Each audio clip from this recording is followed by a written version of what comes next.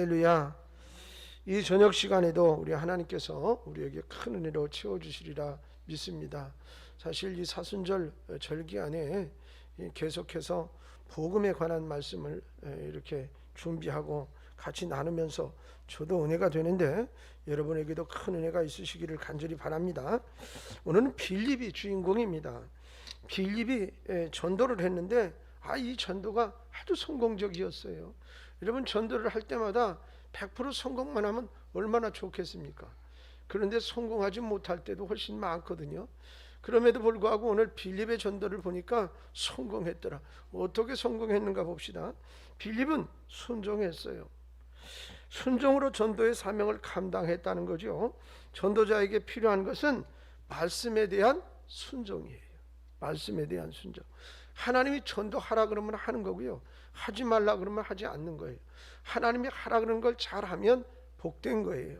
여러분, 전도자는 자신의 능력보다 하나님의 능력을 의지해야 됩니다. 아멘이십니까? 하나님을 의지하는 사람만이 하나님의 능력이 나타나는 경험을 할 수가 있어요. 빌립의 순종은 성령님이 전도의 주체다라는 사실을 인정하는 거예요.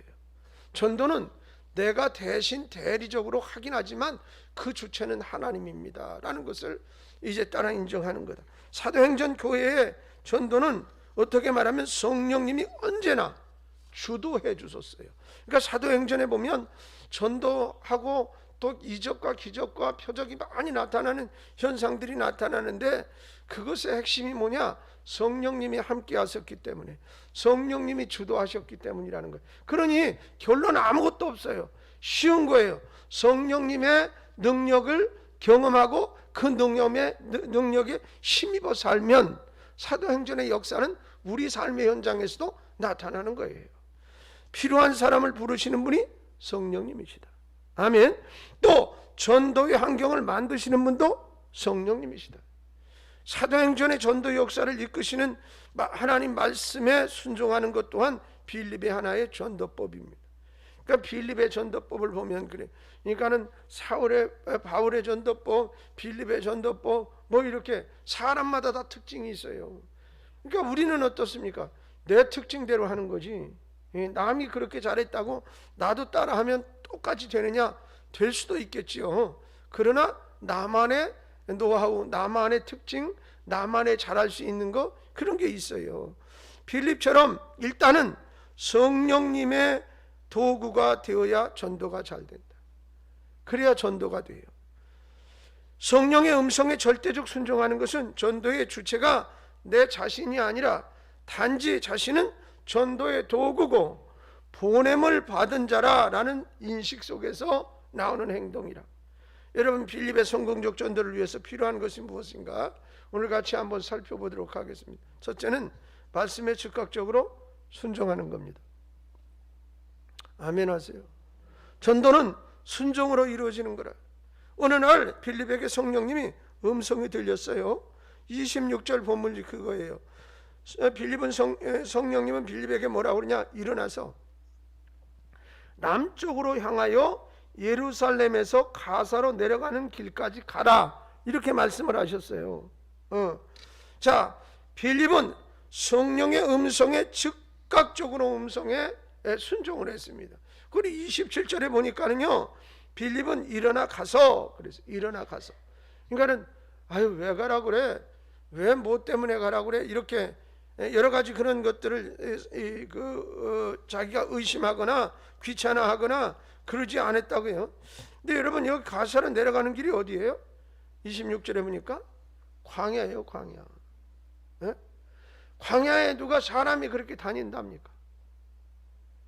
그러니까 이거는 빌립의 경험, 우리들의 이성적인 경험, 우리들이 가지고 있는 어떤 지식적인 것으로 보면 성령님의 명령이 마땅하지 않아요. 아니, 전도를 하려면 사람 많은 데로 가야지.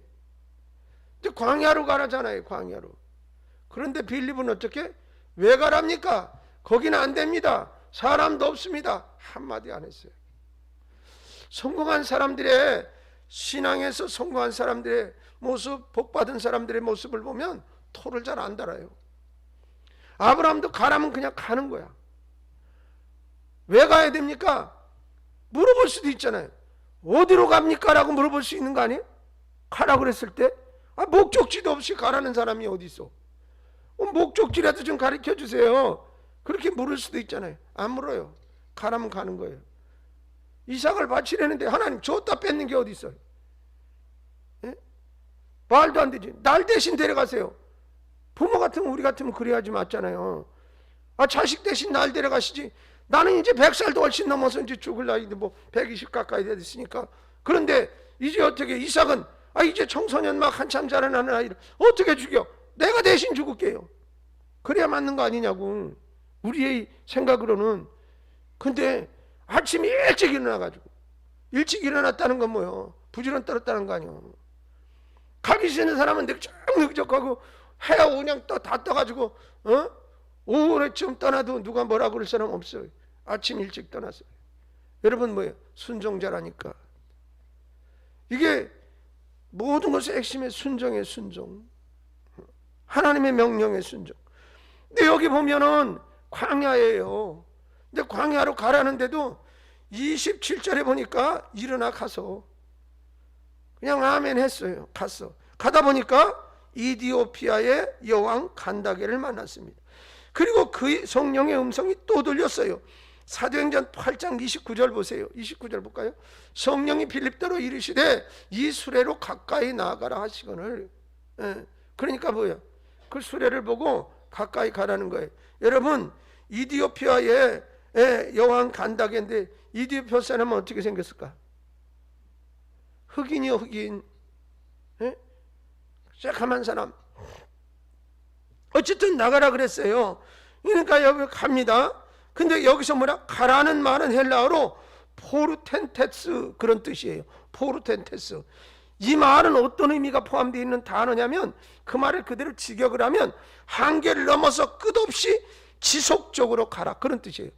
포기하지 말고 가라는 대로 그냥 가 그런 말이 이게. 군대에서 쓰는 명령과도 같아. 그냥 가 이렇게 그냥 우리말로는 가 이렇게 번역을 했지만 그 원어는 그렇지가 않단 말이에요. 그러니까 군대에서 상관이 명령을 해서 뚫고 가라. 가라면 가는 거야. 해병대에서 까라면 까. 안 되는 게 없어. 똑같아. 그런 명령을 여기 내렸어요. 자, 엄중한 명령에 이것은 전쟁에서 적군을 향해서 어떤 어려움이 있어도 멈추지 말고 전진하라. 이런 명령과 같은 거라. 여러분, 죽음의 위협이었어도 멈추지 말라는 거예요. 어떤 어려움이 있어도 뒤돌아서지 말라는 거예요. 여러분, 예수님의 위대한 명령도 보십시다. 마태복음 28장 18절로 20절 말씀 한번 봐요. 같이 한번 읽겠습니다. 시작. 예수께서 나와 말씀하여 이르시되 하늘과 땅의 모든 권세를 내게 주셨으니 그러므로 너희는 가서 모든 민족을 제자로 삼아 아버지와 아들과 성령의 이름으로 세례를 베풀고 내가 너희에게 분부한 모든 것을 가르쳐 지키게 하라. 볼지어다 내가 세상 끝날까지 너희와 항상 함께 있으리라 하시니라. 자, 이에 대해서 빌립은 어떻게 순종했습니까? 여러분 보시면 순종은 명령자와 자신의 위치를 명확하게 알 때 나오는 자발적인 행동 태도예요. 그러니까 빌립의 순종은 성령님이 주체가 되시고 자신은 명령을 준행하라는 자라는 것을 알았기 때문에 나타난 결과라. 쉽게 말하면 명령하는 사람이 나의 상관이야. 군대에서 그건 나는 쫄병이야. 그의 부하야. 그래서 그 명령에 나는 당연히 따라야 되는 거다 라는 위치에 빌립이 있었다. 다시 말하면 성령 하나님의 말씀은 내가 순종해야 되는 것이다 라는 인식을 이미 가지고 있었다는 것이고, 다른 말로 표현하면 이미 그런 경험을 많이 가지고 있었다라는 의미가 되겠습니다. 사랑하는 여러분, 그렇습니다. 성공하고 또 승리하고 복받고 전도하려고 하면 순종은 즉각적인 것이어야 합니다. 빌립은 성령의 도움을 음성을 듣고 바로 일어나 나갔어요. 이미 우리가 읽은 27절의 말씀처럼 즉각적인 순종은 바로 전도의 주체가 되시는 성령님께 대한 신뢰에서 나오는 것이라. 그래서 성령이 빌립에게 가라고 말씀하신 남쪽은 예루살렘으로부터는 멀리 떨어져 있는 광야예요. 예루살렘은 도시, 다시 말하면 중심이라고 말한다면 거기서 멀리 떨어진 변방, 시골, 그리고 광야는 뭐라고 표현할까요? 나무도 거의 없어요. 이스라엘 광야는 그냥 산등성이 같이 이렇게 하고 돌짝밭에다가 막 어쩌다가 풀이 있는데 풀도 아주 자그마한 거, 이렇게 우리나라 같으면 뭐 답사리 비슷한 거 그런 게 나다가 바람이 갑자기 뜨거운 바람 불면 싹 말라서 죽어버려가지고 아무것도 없어. 진짜로 없어. 가도 끝도 없어. 권사님, 광야 우리 밤에 가면서 그 지나갔잖아요. 그냥 시커먼 돌만 잔뜩 있어. 그 그냥 바닥에는 약간 자갈 모래 그런 길이야. 그냥 그런 데를 가는 거야. 여러분, 거기에 뭐 얼마나 적막해요. 사실 그런데 또 맹수나 이런 걸 만나거나 그러면 참 위험하기도 이럴 데가 없고, 어디 피신할 만한 데도 거의 없는 그런 곳이요. 거길 가라 그런단 말이지요. 그 척박해요. 광야는 교통수단도 없는 거예요. 그래서 길은 거칠고 기후가 또 매우 변화무쌍해서 바람이 막 불면 그 모래바람 때문에, 그래서 그쪽 지역에 낙타는 어떻게 눈썹이 이중 눈썹이잖아. 왜 그러냐면 그 모래바람에 뭘 보고 가야 되니까 그게 다 막아주는 거예요. 그게 길러주고. 그리고 걔들은 막 바람이 막 모래바람이 불 때는 무릎 꿇고 그냥 모래바닥에 털썩 앉아갖고 가만히 있어. 그냥 계속 위에 모래가 덮어도 그냥 가만히 있는 거야. 지나가면 나중에 이제 벌떡 일어나서 털고 다시 길을 갈 정도로, 그러니까 거기에 최적화된 동물이죠. 그래서 바닥도 이 발바닥을 보면 스펀지처럼 두꺼워요. 그러니까 모래바닥에 터벅터벅 잘 걸을 수 있도록 그렇게 거기에 이제 동물이 다 맞아 가는 그런 거거든요. 그러니까 그래서 낙타 타고 가는 게 그런 때는 제일 교통수단이 좋은 것이 되어지고 그래요. 근데 어쨌든 교통수단도 없고 마땅히 쉴 만한 장소도 없어요.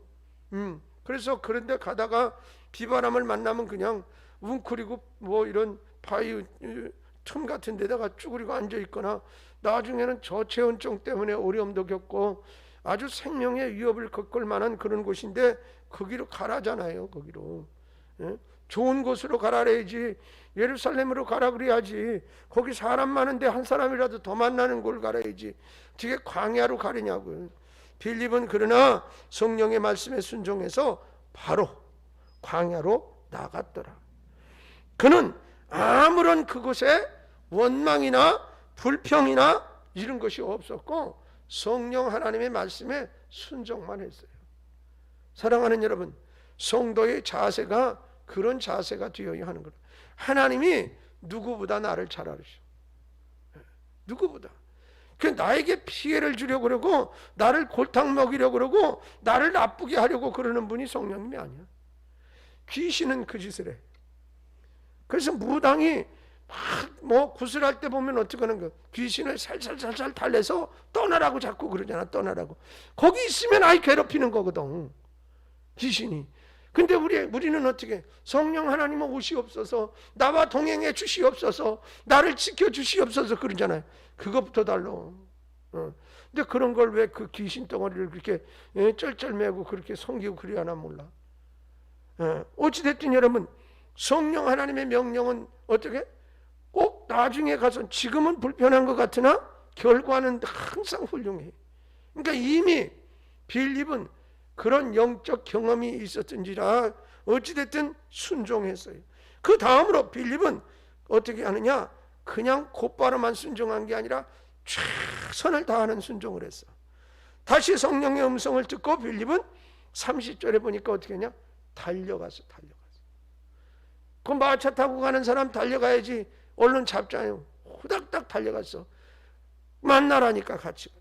달렸다는 말은 전도에 대한 기대감을 말하는 것이고, 꼭 그 사람과 대화를 하겠다, 그 사람하고 부딪히겠다, 그런 생각이 있어요. 전도 명령에 머뭇거리는 태도는 전도에 자신감이 없거나 기대감이 없는 거예요. 어떤 때 보면 창피하기도 하고. 청년 시절에 이제 전도하러 다니면 뭐 여러 가지 전도를 하잖아요. 전도도 방법, 전도지 이렇게 나눠주는 전도도 있고, 그냥 나눠주는 건 그렇게 어렵지 않아. 그냥 뭐 전단지 나눠주시듯이 이렇게 나눠주면 되니까. 그런데 말이라도 몇 마디 시작을 하려면 입이 안 떨어질 때가 있다고. 용기가 안 나요.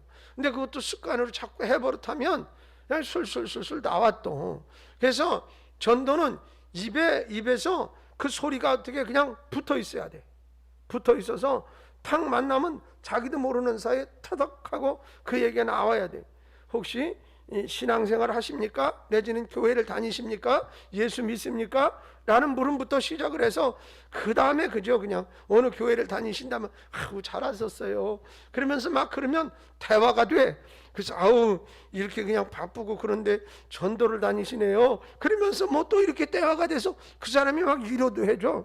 그러면 또 괜히 또 더 어지게 아유 하나님도 기뻐하시겠구나 그러면서 자신감이 더 붙는 것 같은 느낌이 들어요. 근데 어떤 사람은 막 욕도 해.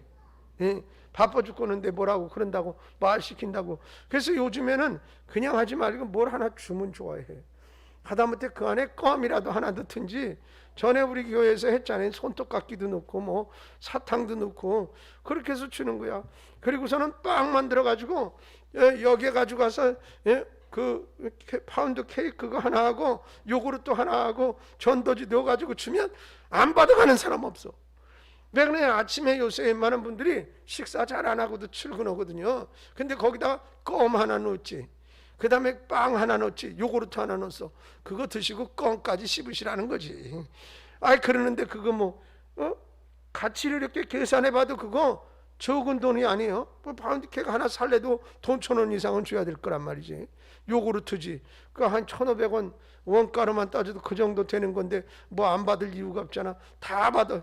근데 바쁘니까 말은 못 시켜. 그냥 확 딱 받아갖고 전철 속으로 막 뛰어들어가니까. 근데 금방 돌려요 그거. 나가서 30분도 안 걸려. 그냥 한 50개 100개 돌리는 거. 그러면 너무 허무한 것 같아. 왜 그러냐면 뭐 이렇게 금방 그냥 다 뺏어가듯이 그냥 다 뺏기고 오는 것 같아. 근데 돌아올 때 기분은 괜찮다는 거죠. 하나님이 참 좋아하실 것 같기도 하고 이거 잘했다 그리고 칭찬해 주실 것 같기도 하고 그런 상황이 돼요. 여러분, 근데 여기서 달려갔다는 것은 그런 목표가 있고 또 분명히 만날 것 그리고 기대할 것 이런 것이니까 달려갔단 말이죠. 빌립은 하나님이 주신 분명한 목표가 있었기에 달려갔어요. 목표를 잃은 사람은 달려가지 않고 기웃기웃거리고 여러분 전에도 말씀드렸잖아요. 우리가 무슨 옷을 입느냐에 따라서 걸음걸이가 달라진다니까. 이상하게 남자들은 예비군 옷만 입으면 그냥 길바닥에 털퍼덕 앉고 저 회사에서 뭐 간부노로 더 그런 사람하고 하면 상관없어. 예비군 반만 입으면 괜히 걸음걸이도 어비적거리고 모자 이렇게 썼다가 뒷주머니에다 찔러놓고 그러고서 왔다 갔다 하다가 아무데나 털퍼덕 그 예비군복 입으면 이상하게 그렇게 변해 또. 근데 양복 쫙 입고 그렇게 하고서는 그렇게 하는 사람 봤어요? 아무데나 털퍽 앉고 그렇지 않잖아요. 또 그 다음에 뭐야? 뭐 추리닝이나 운동복 입고 운동하시는 사람은 어떻게 이제 달리기 하거나 뭐 이렇게 운동하는 거잖아요. 그런 사람은 또 목표가 있으니까. 아무것도 할 일 없는 사람은 괜히 이렇게 간판도 둘러보고 괜히 지나가다가 뭐 돌뱅이 있으면 발로 툭 차보고 할 게 없는 거예요. 그리고 여러분 시장을 가도 우리가 구경 가는 사람하고 뭘 사러 가는 사람하고 달라요. 사러 가는 사람은 쪽지에다 뭘 쓰든지 어떻게 해서 살 걸 딱딱 거기 찾아서 이렇게 하는데 그렇지 않은 사람은 괜히 가다가 말 이거 얼마예요? 그리고 물어보고선 괜히 그러니까 우리 발걸음이 우리의 복장이 무엇이냐에 따라서 행동과 태도가 달라. 근데 지금 빌립은 어떻게 목표가 있다. 이 목표가 저 사람을 만나서 복음을 전해야 될 목표가 있으니까 그 목표를 향해서 그냥 달려가는 거예요. 쉼 없이 달려가는 거예요. 사도행전 20장 24절에도 내가 달려갈 길과 주 예수께 받은 사명 곧 하나님의 은혜의 복음을 증언하는 일을 마치려 하면은 나의 생명조차 조금 더 귀한 것으로 여기지 아니하노라 라는 바울의 고백의 소리가 있어요. 뿐만 아니라 빌립보서 3장 13절 14절 말씀을 같이 한번 이것도 한번 읽어보겠습니다. 시작. 형제들아 나는 아직 내가 잡은 줄로 여기지 아니하고 오직 한 일 즉 뒤에 있는 것은 잊어버리고 앞에 있는 것을 잡으려고 표대를 향하여 그리스도 예수 안에서 하나님이 위에서 부르신 부름의 상을 위하여 달려가노라. 아멘. 위대한 전도하는 하나님의 상급을 향해서 최선을 향해서 달려가는 자들의 어떤 성취의 욕망 내지는 그 어떤 기쁨 이런 것들을 알고 있는 자들의 발걸음이나 또한 그들의 행동은 남다르다라고 할 수 있겠습니다. 두 번째로 복음을 분명하게 가르치는 것입니다. 복음을.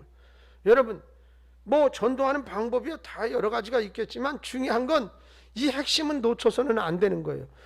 아니, 다른 말 쫙 해놓고 예수 믿으라는 얘기, 복음은 한마디도 안 했다 그러면 온전히 전도한 것이 못 되잖아요. 빌립이 전도 명령에 순종해서 광야를 갔을 때 수레를 타고 가는 에디오피아 여왕의 국고를 맡은 자인 간다게를 만났어요. 간다게는 이사야 53장에 기록된 어린 양의 희생에 대한 말씀을 읽고 있었어요. 자, 타이밍도 절묘해. 이 말씀을 딱 읽을 때 만났어. 그런데 이게 무슨 뜻이냐라고 물었을 때 모른다고 그러잖아요. 응? 그러나 그는 이사야의 어린이 예언이 어린 양 예수 그리스도를 말씀하는 것이라는 것을 몰랐어요. 그 깊이를 모르는 거예요. 빌립은 그를 만나서 35절에 보니까 복음을 전해줬어. 빌립이 입을 열어 이 글에서 시작하여 예수를 가르쳐 복음을 전하니 그랬어요. 빌립은 이사야의 예언한 어린 양이 예수님이라는 것을 분명하고 확실하게 설명하여 가르쳐 주었습니다. 복음은 예수님입니다. 이 땅에 오신 예수님은 속죄 제물이 된 어린 양으로 오신 분이시라 그 말.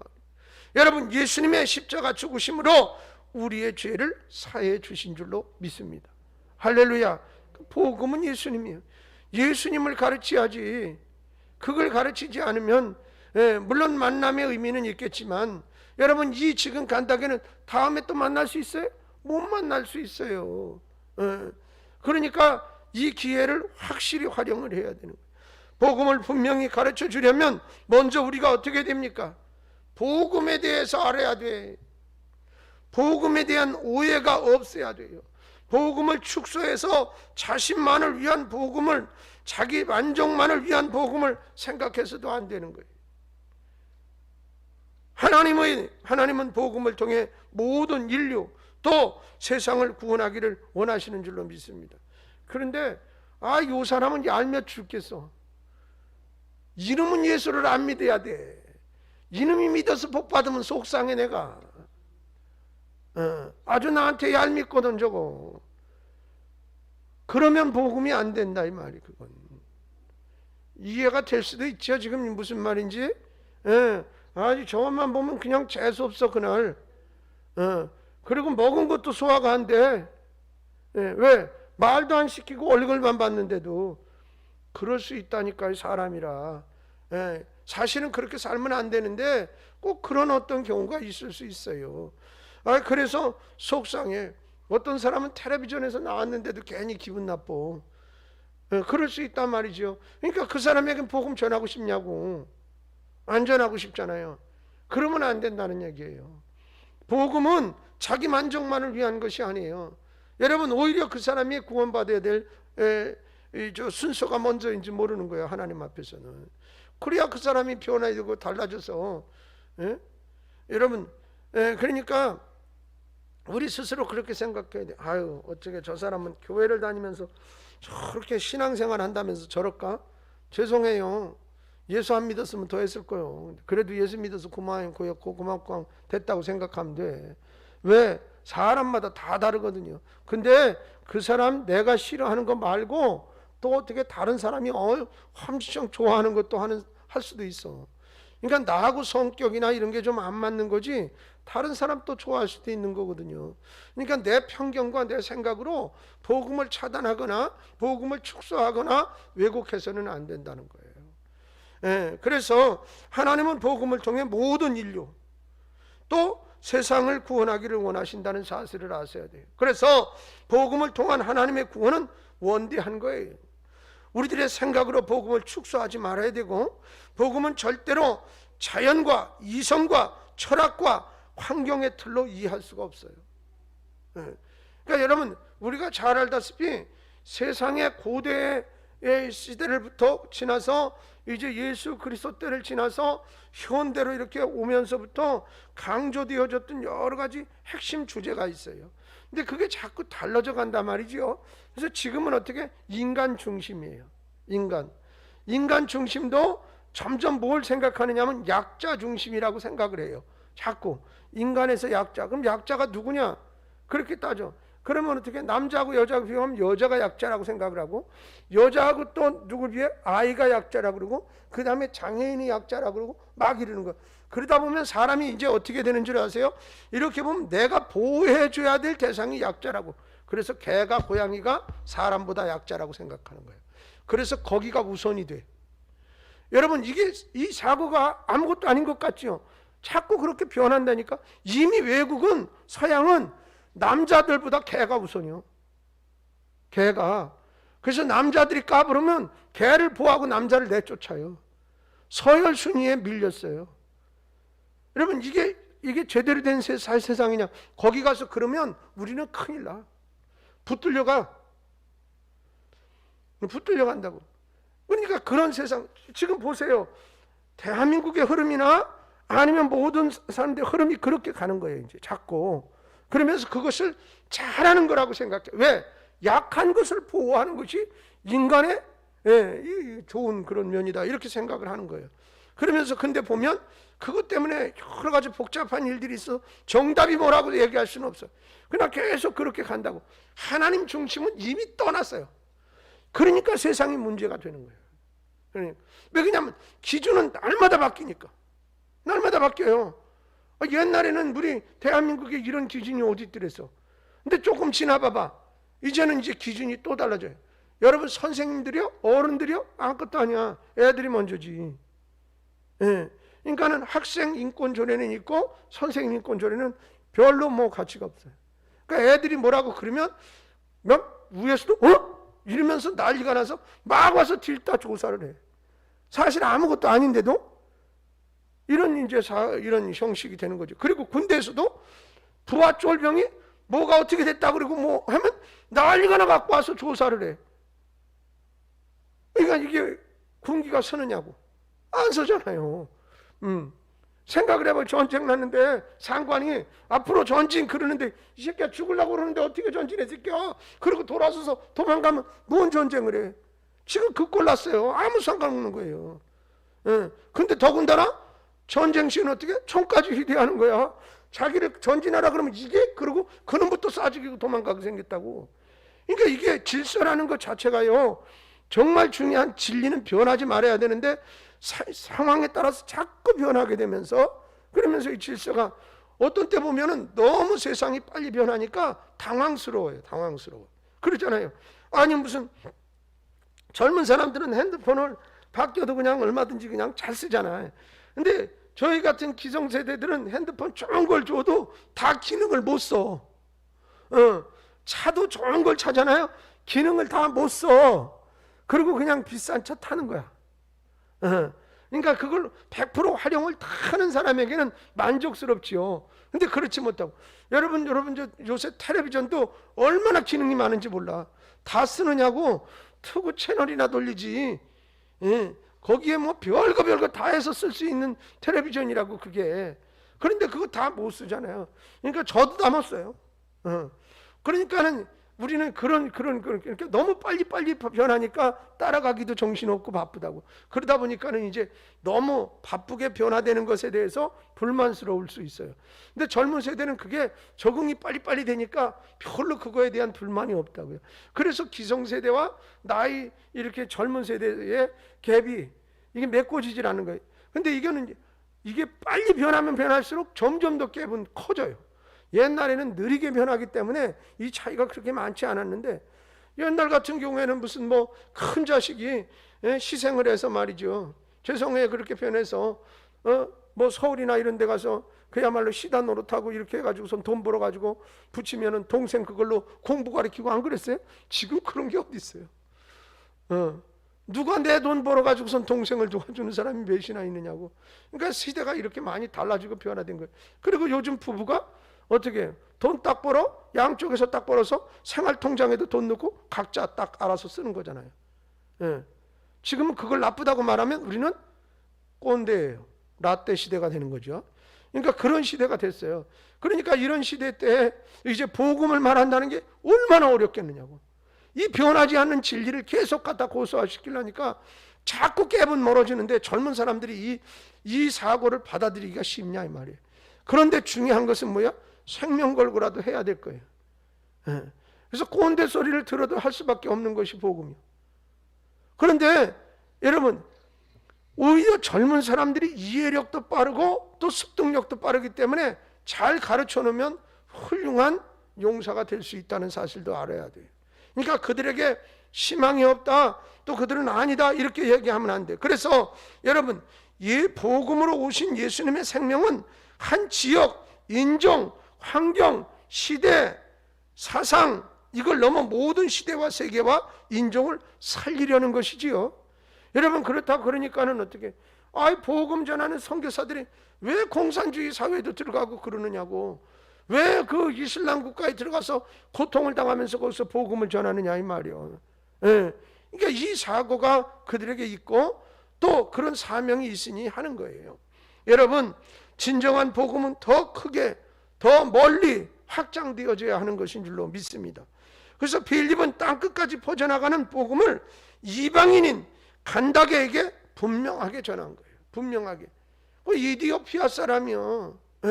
그리고 이방인이고 거기는 문화와 환경과 완전히 달라요. 하나님의 뜻은 모든 나라, 온 인류에게 복음을 알리고 구원을 베푸는 것인 줄로 믿습니다. 그래서 빌립은 예수님에 대한 복음을 완전하게, 그래서 만날 기회를 타서 확실하게 전했어요. 복음은 나의 행복과 나의 구원과 나의 축복만을 말하는 것이 아닙니다. 복음의 주제는 오직 예수님입니다. 할렐루야. 오직 예수라. 그래서 빌립은 사도행전 8장 35절에 입을 열어 예수를 가리켜 어떻게 했다? 복음을 전했어요.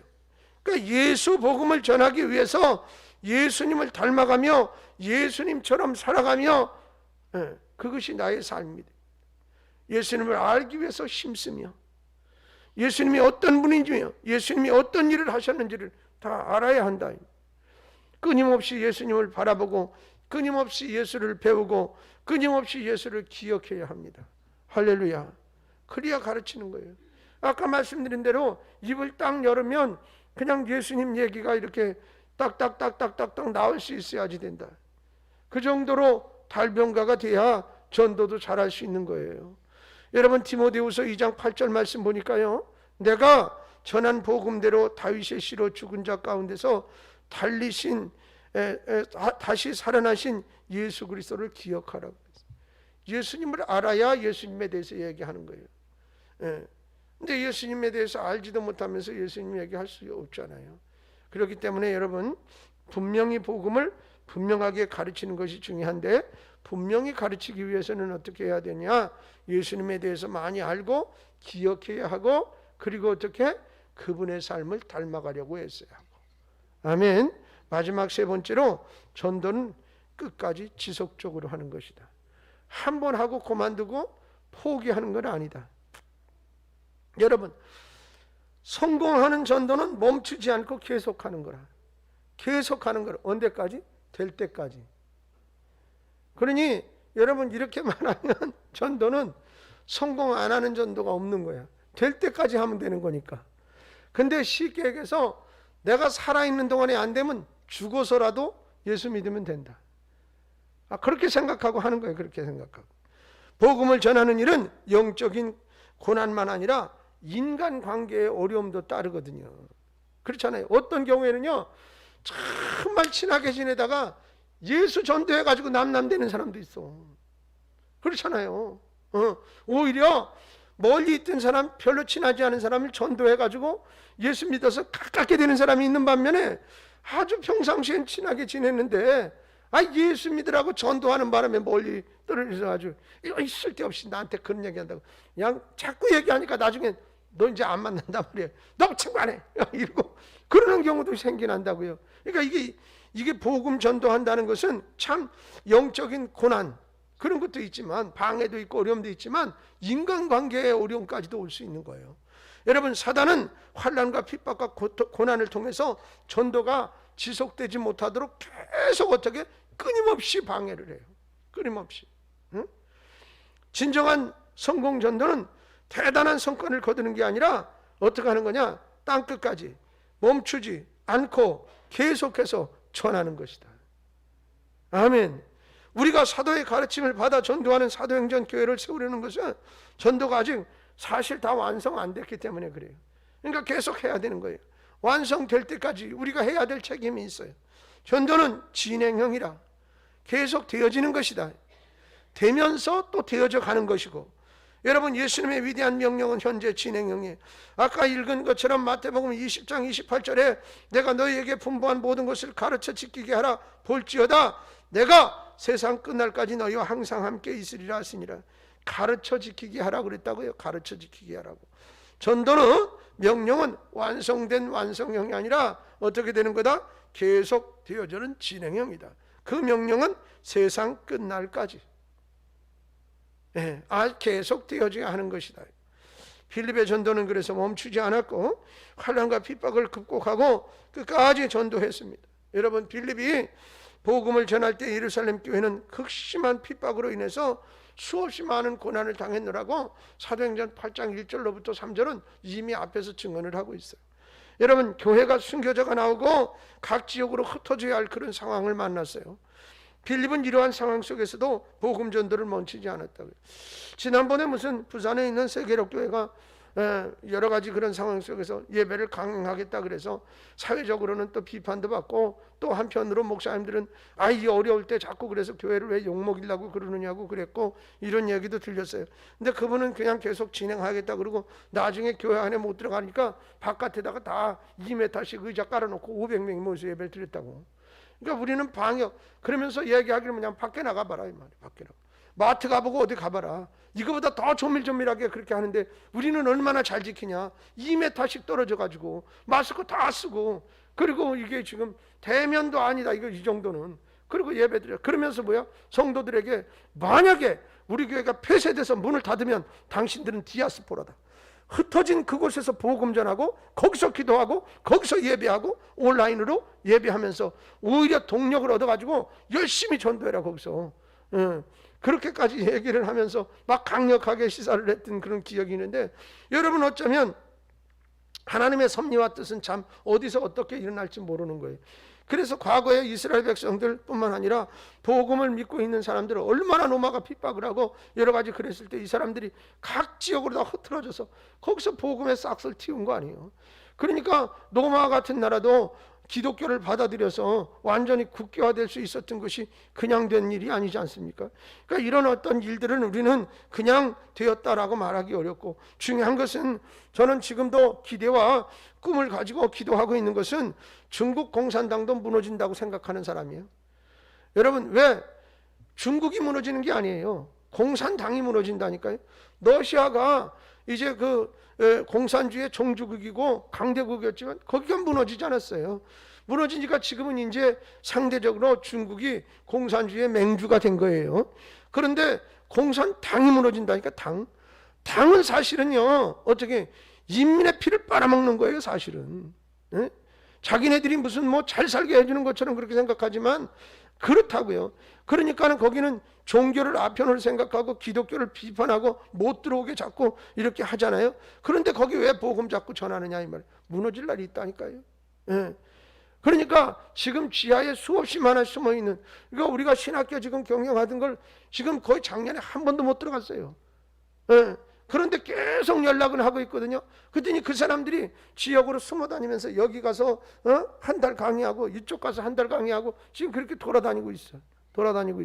근데 그 세력은 흐트러지지 않고 있는 거예요.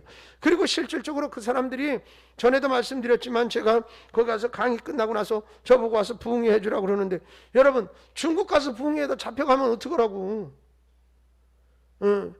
그런데 뭐라 그러냐면 자기 아버지가 공산당에 이제 뭐냐면 군인 간부 높은 사람이고 자기 동생이 군 간부래. 공산당 당원 높은 사람이래. 그래가지고 그 사람들이 와서 오히려 지켜준다고 걱정하지 말라고 그래. 그래서 제가 그걸 물어봤더니 그 나라는 또 그게 가능하다는 거예요. 그러니까 자기들만의 잔치야 사실. 어떻게 보면 자기 식구는 감싸는 거예요. 불법이잖아요 그 법으로 따지면. 그럼에도 불구하고 뭐 그렇게.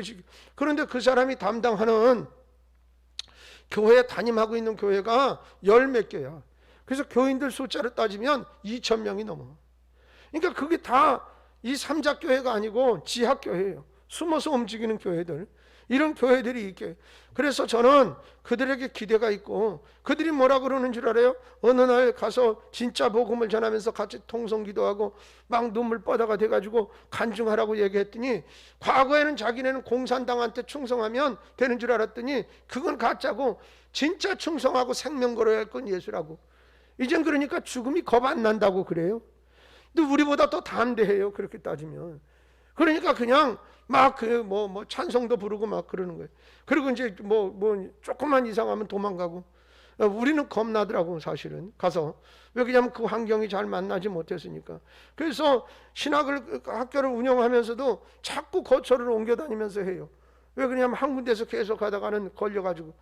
지금 필리핀에 가 있는 박정원 선교사도 한국에 들어와가지고선 트레스디아스를 하고 나서 은혜를 몽땅 받고, 자기도 거기 가서 성령운동 하겠다고 2박 3일짜리 그거 비슷한 프로그램을 만들어가지고 여기 돌아다니고 저기 돌아다니고 하는데, 어떤 집사님이 은혜를 몽땅 받았어. 그래가지고 왜 그렇게 돌아다니면서 하느냐고, 자기 건물 그냥 빈 거 빌려줄 테니까 여기서 그냥 하라고. 그래가지고 거기서 열심히 하다가 걸린 거야. 한 군데서 계속 하다가 걸려가지고, 그래가지고서는 이제 추방당했는데, 나중에 2년 뒤에 들어갈 수 있다고 그래서 한국에서 티켓 끊어서 그냥 끊어주길래 들어갔는데, 중국 공항에 딱 도착했더니 거기서 스탬프 딱 찍고 그냥 돌아가라고. 그래 쫓겨가는데, 왜 쫓겨가야 되는지 가서 그 서류를 이렇게 들여다보니까 거기다 간첩행위 그렇게 써있더래. 그러니까 자기가 생각한 거야. 나는 중국에 이제는 영원히 못 들어가겠구나. 공산당이 무너지지 않고는. 그래서 그냥 철수하고, 사모님은 거기 2년 동안 남아 있었어요. 사모님은 상 받았어, 중국 정부에다가. 공짜로 피아노 가르치고 한글 가르쳐주고 막 이렇게 해서 그런 선호하는 일을 많이 했다고. 그 위에 인민 어디에서 표창장까지 받았다니까. 근데 남편하고는 또 다른 거야. 남편은 그 성령 운동하고 예수 얘기하고 가르쳤다고 안 된다는 거죠. 그래서 나중에 사모님 출국하고 다시 오셔서 지금 필리핀에로 이제 가서 선교하는 거잖아요. 그러니까 아직도 공산주의가 그렇다 이 말이에요. 그럼에도 불구하고 그 지하에 생명 걸고 아직도 예수 믿고 기도하고 있는 사람들이 있고, 저는 또 하나 기대가는 것은 북한도 마찬가지예요. 북한도 아직 1세대가 살아있는 사람이 있어요.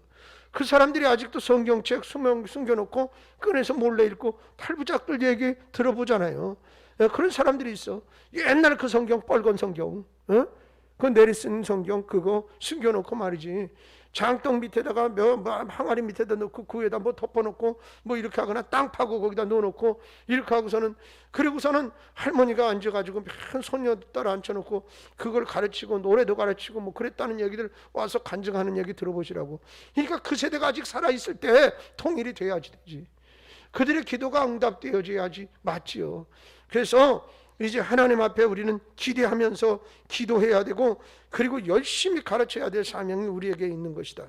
여러분, 그래서 명령은 세상 끝날까지니 멈추지 않았어요. 교회가 이런 순교의 상황 속에서 흩어졌던 것은 바로 어떻게 여기서 저쪽으로 떨어져 가서 여기서 받았던 어떤 은혜와 동력을 그곳에서 흔들어서. 여러분, 이미 우리가 설교를 들었던 대로 어떻습니까? 노세 어머니가, 시어머니가 누구예요? 나오미야. 그 가족이 거기 가서 이리저리 했을 때 그래도 그 사람이 하나님 방법대로 신앙생활하려고 했으니 그 며느리가 따라붙는 거 아니에요. 그러니까 며느리 하나 구원한 것 같지만, 그러나 그 며느리를 이어서 어떻게 예수 그리스도의 대가 나오는 거예요. 그러니까 거기 떨어져 있지만, 그 이방 나라에 가 있지만 그가 하는 행동거지가 달랐어. 그가 하는 모습이 달랐어. 그것이 바로 전도예요.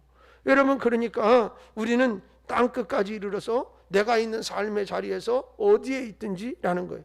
빌립은 이러한 상황 속에서도 복음 전도를 멈추지 않았어요. 그래서 디아스포라 복음의 공동체가 여기저기에 생기게 됐고, 또 그렇게 생겨났던 것이요. 자연 발생적으로 말이죠. 전도자들은 어려운 상황 속에서도 끝까지 복음을 전하는데 참고 인내할 필요가 있는데, 끝까지 포기하지 않으면 이루어진다.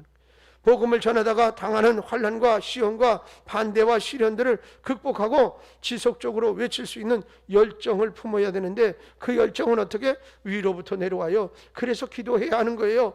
기도하면 하나님이 힘 주시는 거거든요. 여러분, 전도 중에 가족 전도가 제일 힘들어요. 그래도 포기하지 않고 하는 거예요. 될 때까지 하는 거지요. 아멘. 바울은 고린도전후서 12장 9절에 어려움을 이기는 방법은 강한 주님을 의지하는 것입니다 라고 가르쳤어요. 저기 보세요. 나에게 이르시기를 내 은혜가 내게 부족하도다. 이는 내 능력이 약한 데서 온전하여짐이라 하신지라. 그러므로 도리어 크게 기뻐함으로 나의 여러 약한 것에 대하여 자랑하리니 이는 그리스도의 능력이 내게 머물게 하려 함이라. 그래서 힘들 때마다 그리스도의 능력 안에 머무는 여러분 되시기를 간절히 바랍니다. 주의 능력을 의지하시기 바랍니다. 그러면 주님께서 힘 주실 줄로 믿습니다. 여러분, 여기 지금 복음에 대한 얘기를 계속하고 있는데, 복음은 전해져야 온전한 복음이요. 그래서 전도해야 된다는 거지요. 기쁜 소식은 전해져야 하는 거잖아요. 기쁜 소식은 듣는 사람에게 다 즐거움이 되는 거라 그 말이에요. 할렐루야. 여러분, 성공 전도를 위해 필요한 것들은 말씀에 즉각 순종하는 거다. 내일 하지, 모레 하지, 다음에 하지가 아니라 즉각. 두 번째는 복음을 분명하게 알아야 가르치는 거예요. 그래서 알고, 익히고, 기억하고, 그리고 어떻게 분명하게 가르치고, 다른 얘기하는 게 아니라 복음. 그래서 옛날에 전도하는 사람들은 달변하는 것보다도 예수 천당, 불신 지옥 이것만 하고 다녀도 전도가 됐어. 그러니까 분명하게 얘기할 걸 하면 되는 거라. 전도는 끝까지 하는 거다. 포기하지 않는 거다. 지속적으로 하는 거다. 될 때까지 하는 거다. 할렐루야. 이제 그래서 여러분, 이 복음 전도의 주인공으로 마음껏 하나님 앞에 사용되어지고 쓰임받고 또 주님의 영광을 드러내고, 뿐만 아니라 주님이 위로부터 주시는 하나님 힘을 경험하여 그 열정을 불태우는 여러분 되시기를 주님의 귀하신 이름으로 축복합니다.